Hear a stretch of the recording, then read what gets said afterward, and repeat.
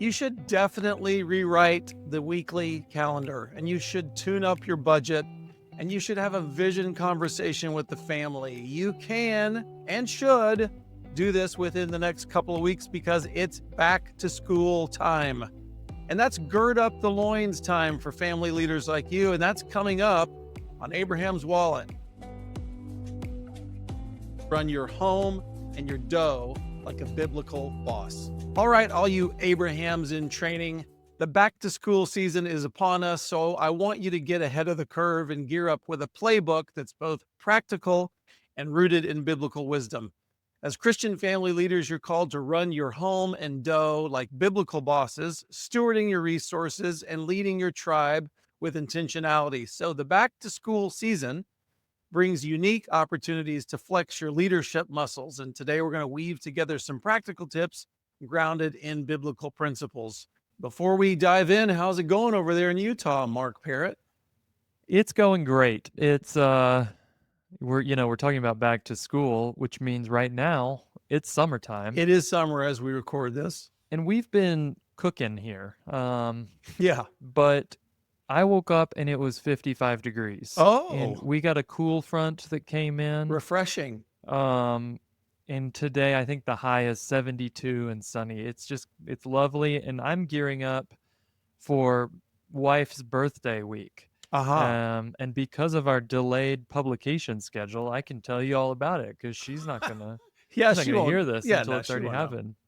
But we're getting some folks together. I got to make a dinner reservation for a little husband-wife date night. Yes.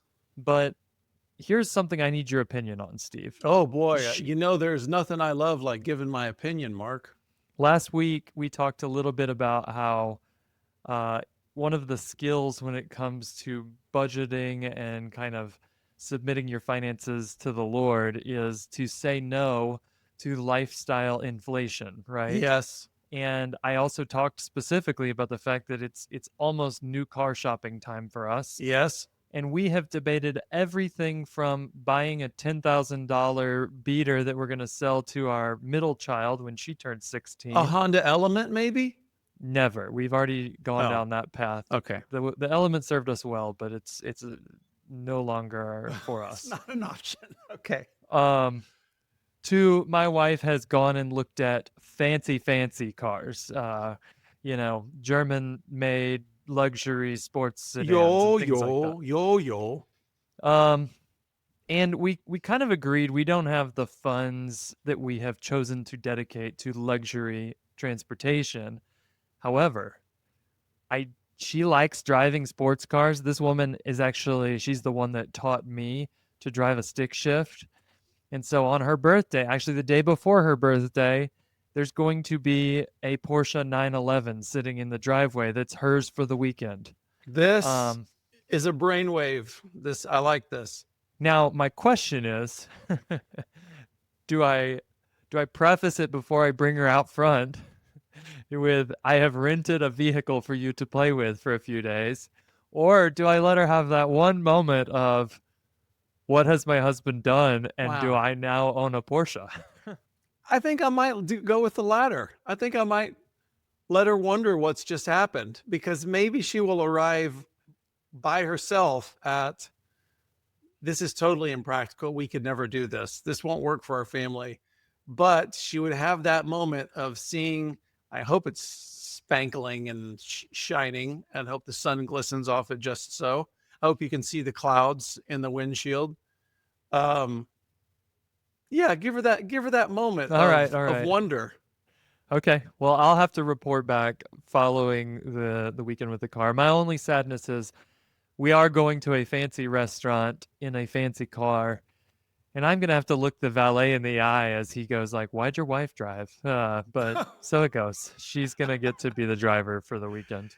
Well, I know that this is kind of this is assumed by you, but I would just want to call out to the listener that if anyone has any dissatisfaction, the mom who likes to drive and has the minivan, for instance, boy, renting a car for the weekend is not only a good way to kind of take a vacation from your normal set of wheels, but it can kind of check that thrill box without having to do something stupid with your money, which is what most people do.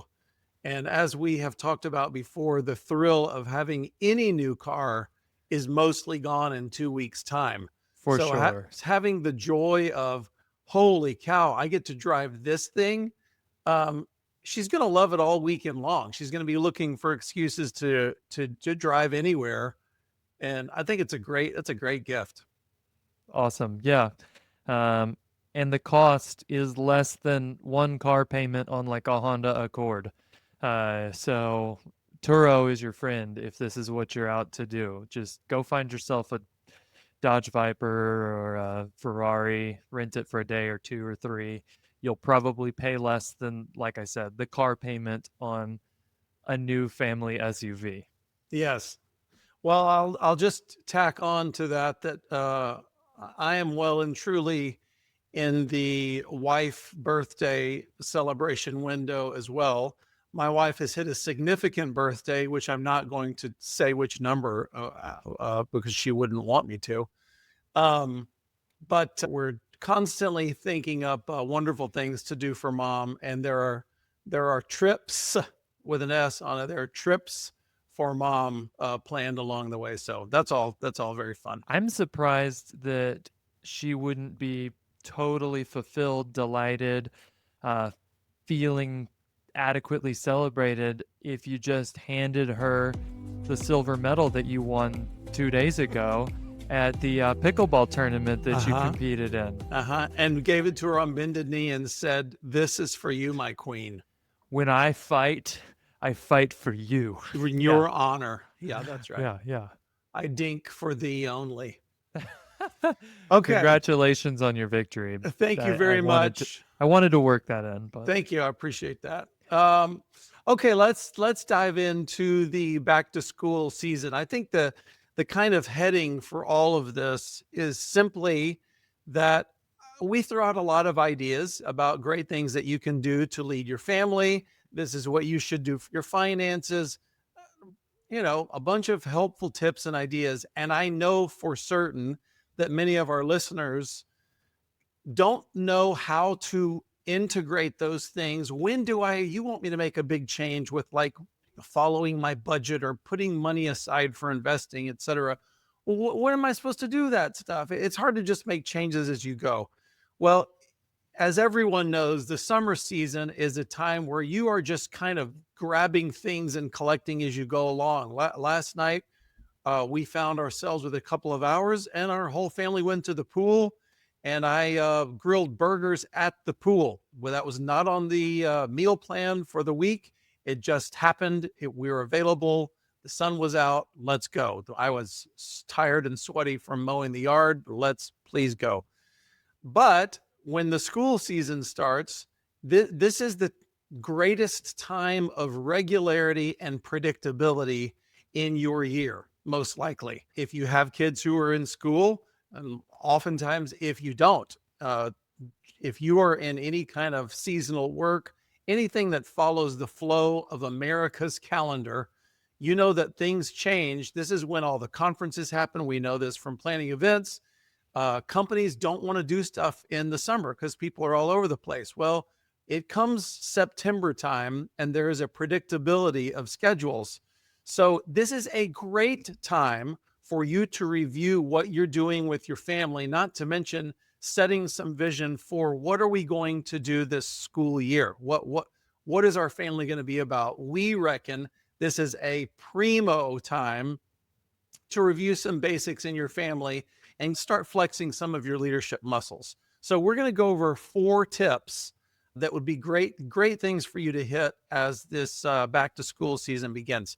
Number 1 is to sit down with your family and create goals that are a reflection of an extension of your family's vision. You've probably heard Proverbs 29:18 before, which says, "Where there is no vision, people cast off restraint." That would probably be a great verse just to summarize the whole episode. If there's vision, then you know what you're doing. You can get ahead of the calendar. You can get ahead of the money that's flowing in and out of your home, and you can make some decisions proactively. So, as the family leader, you are point man for casting a God glorifying vision for your household. And by the way, that vision thing, you have to do that over and over and over again. So, don't say to yourself, I know we went over that 18 months ago. I think we're good there. No, you need to do it again. You need to say this to your family again, remind everyone again, because back to school isn't just logistics, it's a chance to align your family's educational choices and your time choices, your calendar and your money with your kingdom calling. So I would like to encourage all of our family leaders to set a meeting. Think of it as a team huddle. We're about to go out on the playing field. Let's get a huddle together and let's discuss, what do we think that success looks like for the coming school year. There should be some academic growth in there. There should be some character development in there. There should be the extending and deepening of faith, and write down those specific goals.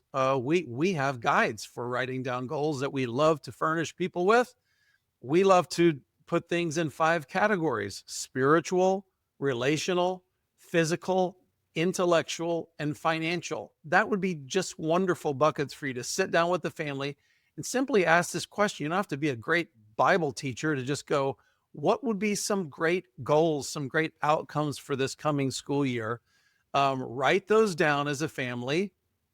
You could sit down with the wife, pray over that list, maybe edit it a little bit, and for goodness sake, post it somewhere. Wherever Command Central is in your home, post those goals, pray for them as a family through the coming year. And by all means, pray for your kids. If you're about to send them into the school year and go, well, I hope you get good grades, Billy. Hope you do good in calculus. Why wouldn't you just pray for them as parents, that you could make that part of your Sabbath this week or next week, anything leading up to the school year? Maybe it's the first week of school, and we're just going to pray for you guys that you would thrive spiritually this year, that you would thrive academically this year. I think of the verse in Luke 2 that says that Jesus grew in wisdom and stature and in favor with God and man. That's one of the few verses that describes Jesus's kind of growing up years. And that's what you want for your kids this year, is you want them to grow in wisdom and stature and in favor with God and man. So pray as a family together, get those goals listed out and post them somewhere. What a great exercise. So that's my first point. Create goals that are in agreement with your family vision. What do you got, Mark? Yeah, I think my point might even become a part of that meeting that you're calling to get the family back Yeah. together. Because what I want to encourage you to do at this time of year is get together. Here comes the broken record Mark, but he's going to tell you it's time to review the budget. Why Um, not? and why? There's some eternal reasons. Luke 16:1 through 13 is the parable of the shrewd manager, and one of the zinger lines from that parable is that he who is faithful with a little will be entrusted with more. And that's why from the very first blog article we ever wrote at Abraham's Wallet, it was a creative title. It was called Budgeting. To now, we always come back to just taking stock of what am I spending, what are we spending as a family, where is our money going, etc. And so there's a kingdom-minded reason that we would tell you to review your budget, but also, I don't know about you, but for us, the budget looks very different in the summer than it does in the school year. And it's not necessarily higher or lower. I told my wife yesterday, I said, honey, we may need to switch to the beans and rice for a few days because it's the 22nd and we're out of grocery money. So part of the reason is because of nights like what you just mentioned Yes. earlier. We said, oh, we are out. We were out at 9 p.m. after watching a beautiful soccer game up in Park City. Neat. But we haven't eaten and we're hungry. It's going to be Chick-fil-A or whatever. Sure. So that type of thing happens. There's more kids' activities and camps in the summer, but there's less of other things happening, some of those regular expenses. So, extracurriculars and school supplies. And did you know they're still using those TI 80 something calculators? I had to buy one of those recently. Yes, I had to buy one a while back, and I couldn't believe. I thought calculators cost $12. I was No, wrong.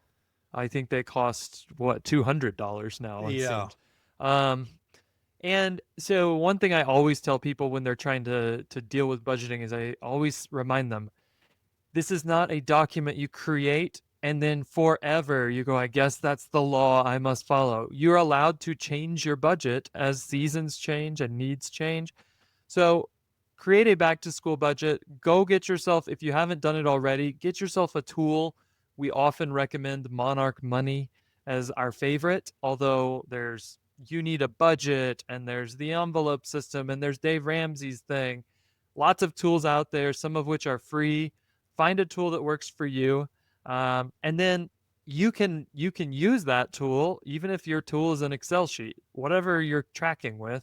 You can use that to involve your kids in a conversation about the budget at whatever level they're ready for.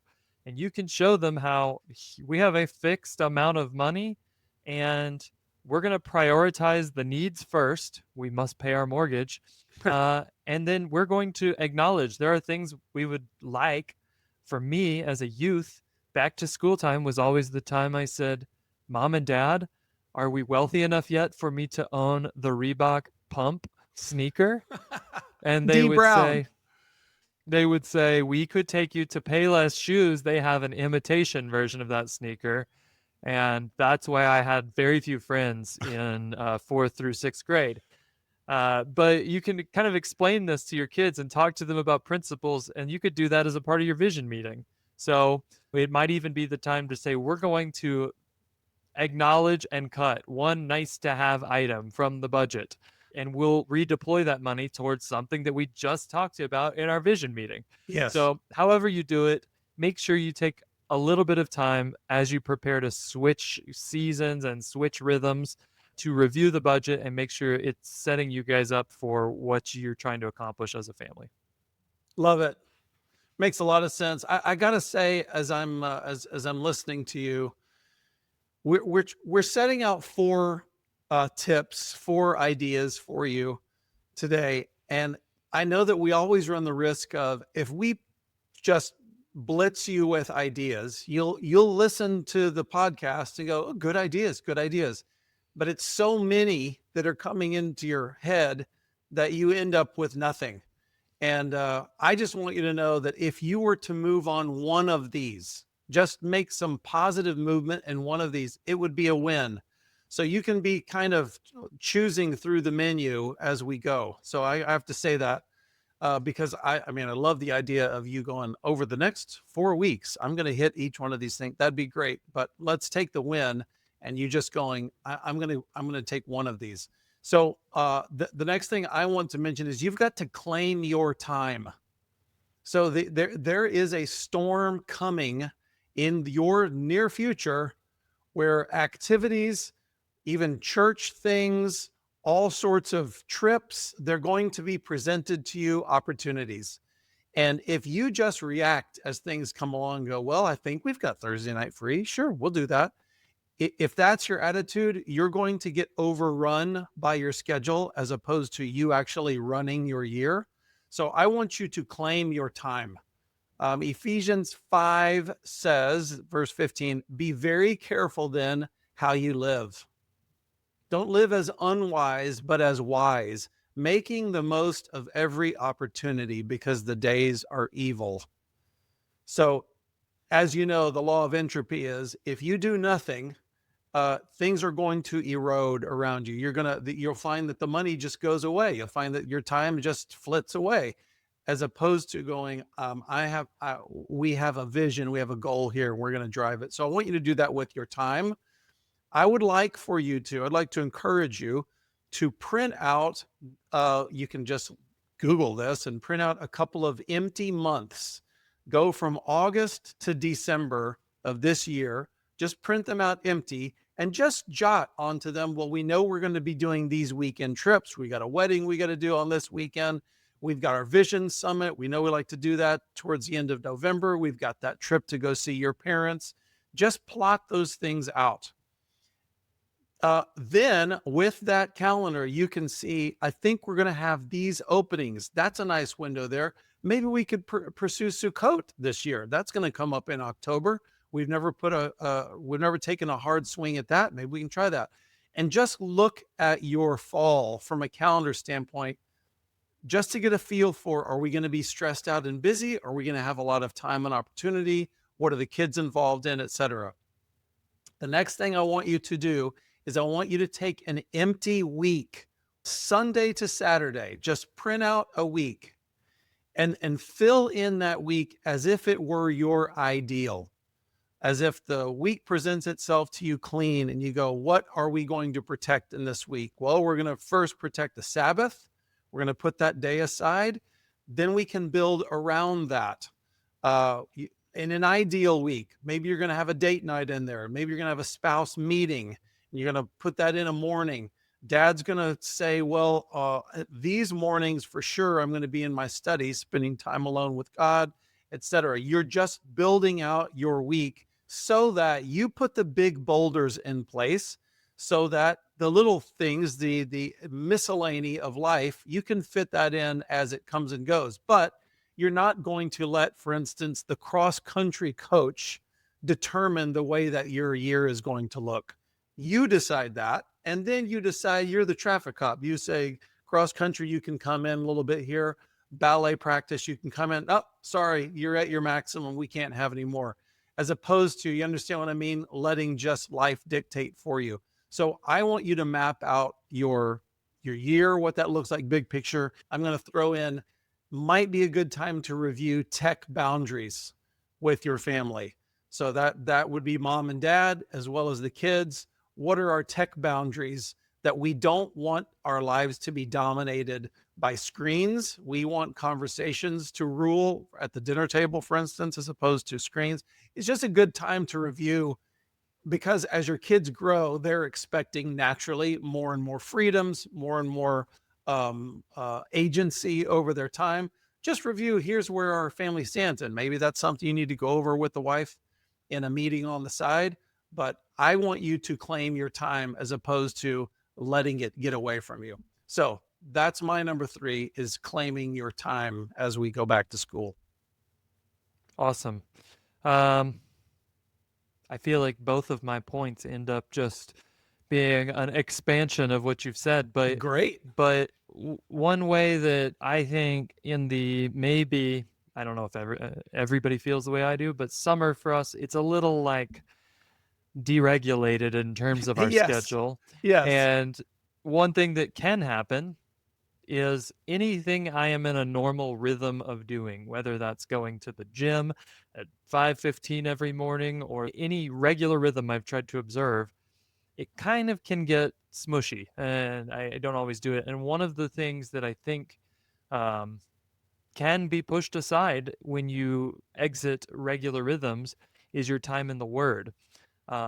Joshua 1:8, there's actually a command given, and it says this. It says, keep this book of the law always on your lips, meditate on it day and night, so that you may be careful to do everything written in it. Then you will be Yes. prosperous and successful. Yes. So time meditating on the Word, reading the Word, speaking about the Word. It's not a self-help suggestion from your pastor. It's a command from the living God. Yes. And I completely acknowledge that it's easy for that rhythm to get bumped in the hustle and bustle of the summertime.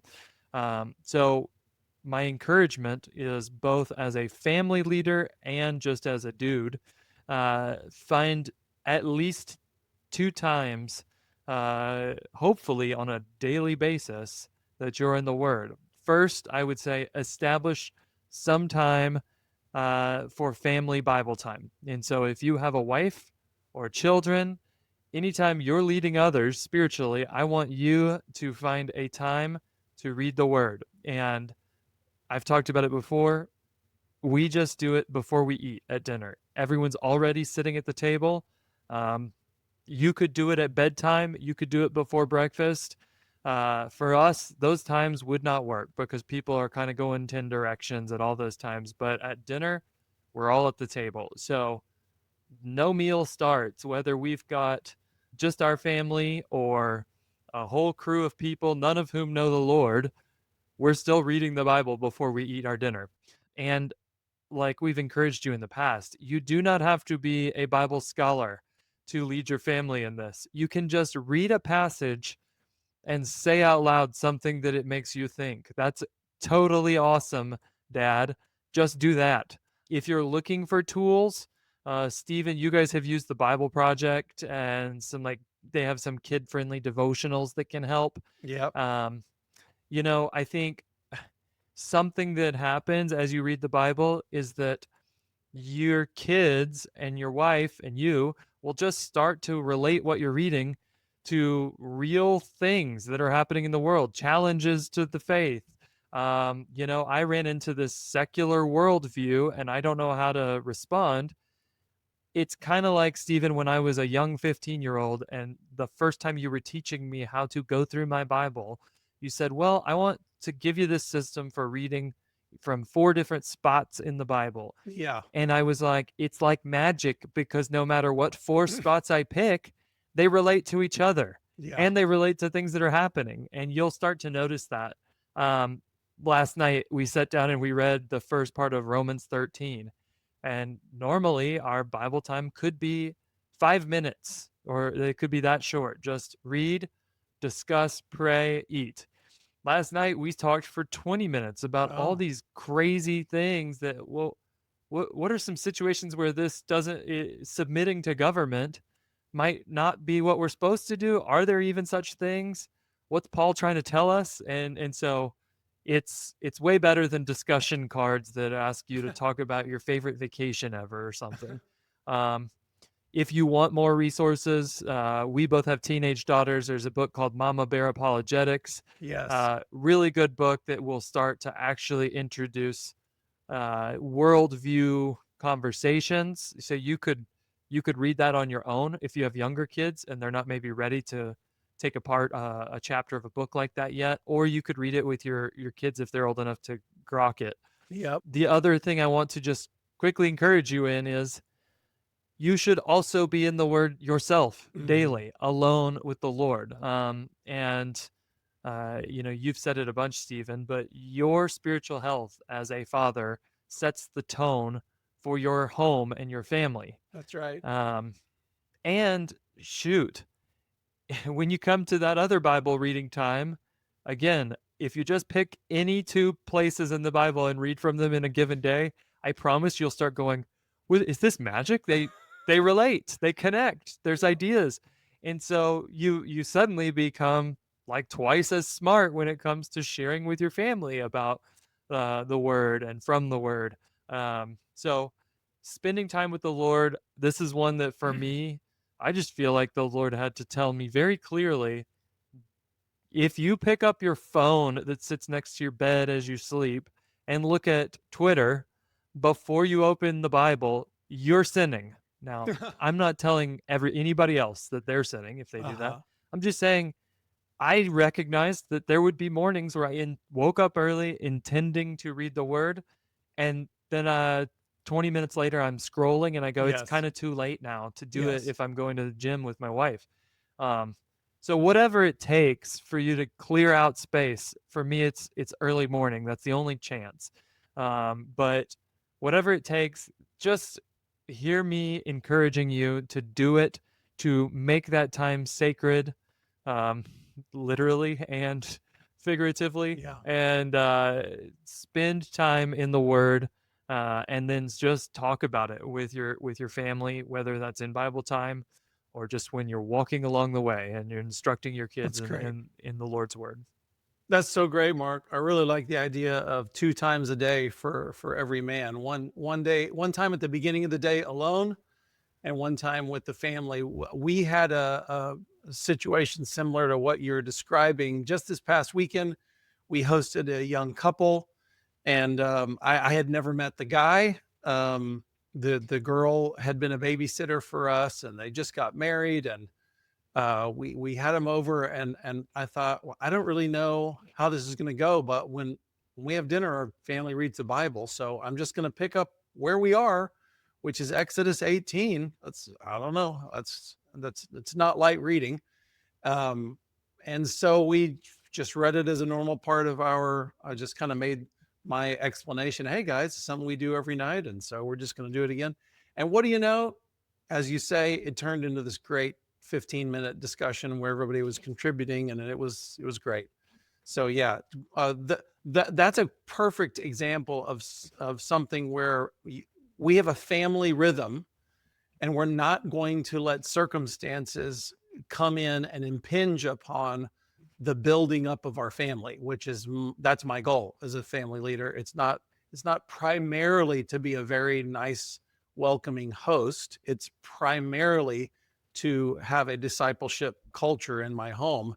So that's our 4 tips for going back to school: creating goals around your vision, reviewing your budget, claiming your time, and then prioritizing the word. Let me say again, this is a great time for you to institute some rhythms. If you think, well, I don't really get up in the morning to read the Bible, guess when a great day to start that would be? The day school starts. Why don't you just start new rhythms? So if you're going to run your home and dough like a biblical boss, you're going to be leading a kingdom-focused family team. So whether it's budgeting wisely or guarding your time or discipling your kids through these precious schooling years, you are building a legacy of faith in real time. When do you think that you're going to do the Abrahamic leading? It's going to happen now. So guys, school days are coming fast, and they might be upon you already as you're listening to this. So your winning move this week, again, is to grab your wife, pray together during your weekly meeting, maybe, and pick one tip from the 4 that we've mentioned and implement it. So lead with boldness, lean on God's wisdom, watch Him multiply your efforts. Let's run hard after the kingdom in our homes this school year. Let's start well so that we can finish well. Bless you as you run your home and dough like a biblical boss this school year. And we'll see you next week.